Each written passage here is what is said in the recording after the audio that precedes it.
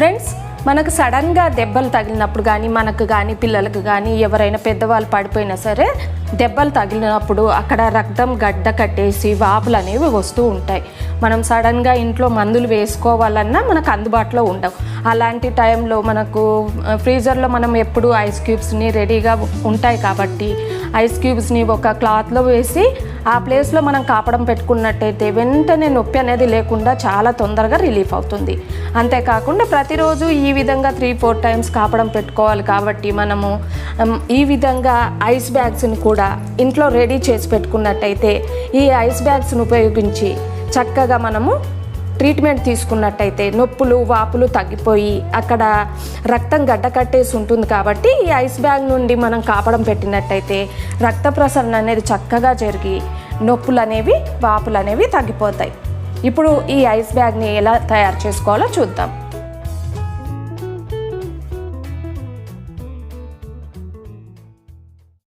Hello friends, welcome to my channel. ఈనాటి సౌందర్య వేదంలో మంతెలి సత్యనారాయణ గారిది చిన్న చిట్కా చూపించబోతున్నానండి. ఎయిర్లాక్ బ్యాగ్స్ని మనం ఇంట్లో సులువుగా తయారు చేసుకునే విధానాన్ని ఇప్పుడు నేను చూపించబోతున్నాను.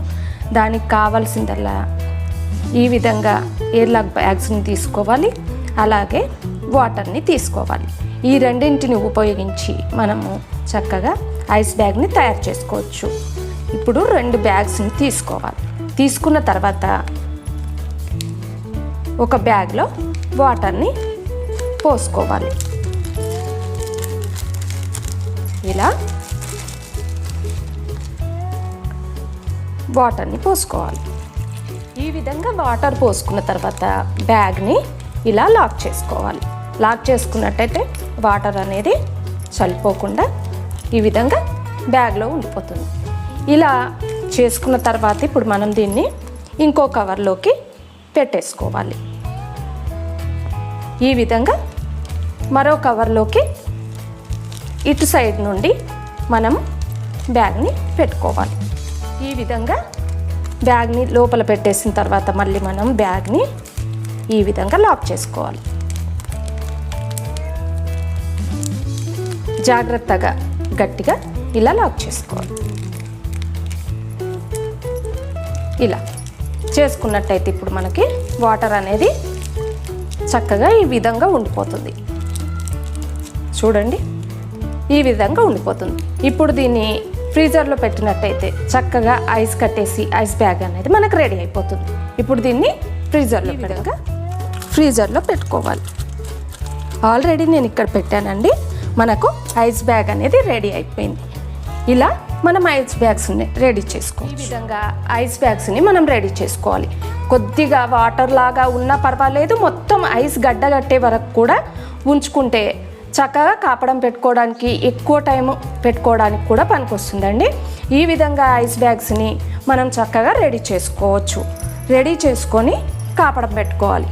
ఇప్పుడు మనకు ఎక్కడైనా దెబ్బలు తగిలినప్పుడు ఇలా ఆ దెబ్బ పైన ఒక క్లాత్ని ఈ విధంగా వేసుకోవాలి. డైరెక్ట్గా ఓపిక ఉన్నవాళ్ళు అలా అయినా పెట్టుకోవచ్చు, లేదా ఈ విధంగా క్లాత్ని నొప్పి ఉన్న ప్లేస్లో వేసి ఈ విధంగా మనకి ఎంతవరకు అయితే ఓపుతామో అంతవరకు ఈ విధంగా ఐస్ బ్యాగ్ని ఉంచేసి చక్కగా కాపడం పెట్టుకోవచ్చు. ఇప్పుడు ఈ కాపడం నుండి మనం ఎలా రిలీఫ్ అవ్వచ్చో చూద్దాం. మనం సడన్గా జారి పడ్డప్పుడు కానీ చూడకుండా ఎక్కడైనా గుద్దుకోవడం కానీ క్రింద పడ్డప్పుడు ఏదైనా గుచ్చుకొని ఉబ్బడం కానీ గట్టిగా తగిలినప్పుడు రక్తం గూడు కడుతుందండి, ఉబ్బుతుంది. కబోర్డు ఏదైనా తలకి తగిలినప్పుడు బొబ్బ కట్టడం కానీ ఇలా వాపులు వచ్చి రక్తం గూడు కట్టి నొప్పి ఎక్కువగా ఉన్న మనకు వెంటనే మందులు అందుబాటులో ఉండవు. నొప్పి ఎక్కువగా ఉంటుంది. మనం వెంటనే నొప్పి నుండి రిలీఫ్ అవ్వాలంటే ఇంట్లో న్యాచురల్ ట్రీట్మెంట్ అనేది ఈ ఐస్ బ్యాగ్. ఈ విధంగా మనం ఐస్ బ్యాగ్ని తయారు చేసినట్టయితే చక్కగా ఇలాంటి టైంలో ఉపయోగపడుతుంది. ఐస్తో కాపడం పెట్టినట్టయితే మనకు వెంటనే రిలీఫ్ ఉంటుంది. ఐస్ ముక్కలని ఒక గుడ్డలో వేసి కూడా కాపడం పెట్టవచ్చండి.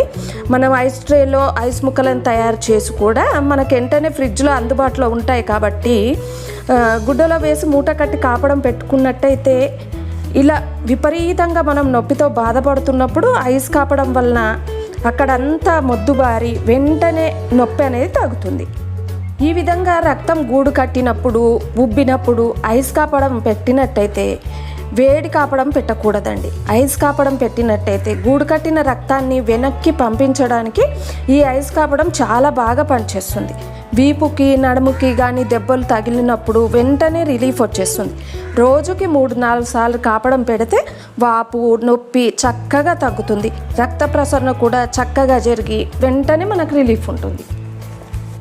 సర్జికల్ షాపుల్లో కూడా ఐస్ బ్యాగ్స్ దొరుకుతాయండి. మనం తెచ్చి ఇంట్లో పెట్టుకున్నట్టయితే సడన్గా ఇలాంటి టైంలో చక్కగా ఉపయోగపడుతుంది.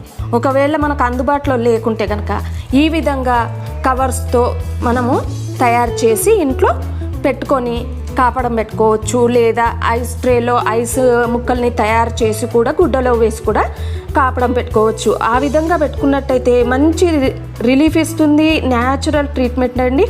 మందుల కన్నా ఎక్కువగా ఇది చాలా అద్భుతంగా పనిచేస్తుంది. ఈ ఐస్ బ్యాగుల్లో మనం కొనుక్కున్నట్టయితే ఐస్ వాటర్ పోసి కూడా కాపడం పెట్టుకోవచ్చు.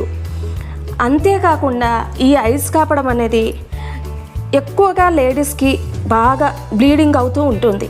అలాంటి టైంలో ఈ ఐస్ కాపడం పెట్టినట్టయితే చాలా మంచి రిజల్ట్ అనేది ఉంటుందండి.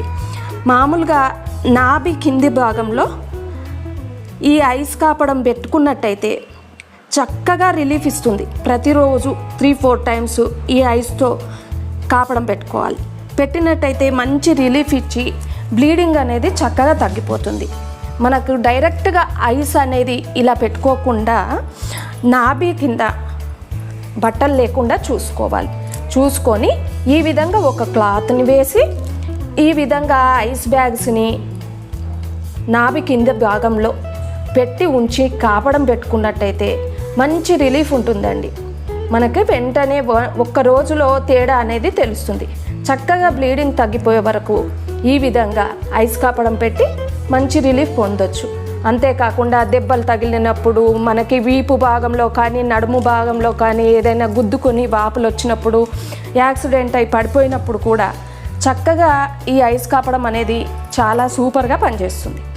ఈ విధంగా మనం ఒక ట్రేలో ఎప్పుడు ఐస్ క్యూబ్స్ రెడీగా చేసి పెట్టుకునైనా ఒక గుడ్డలో వేసైనా కాపడం పెట్టుకోవచ్చండి.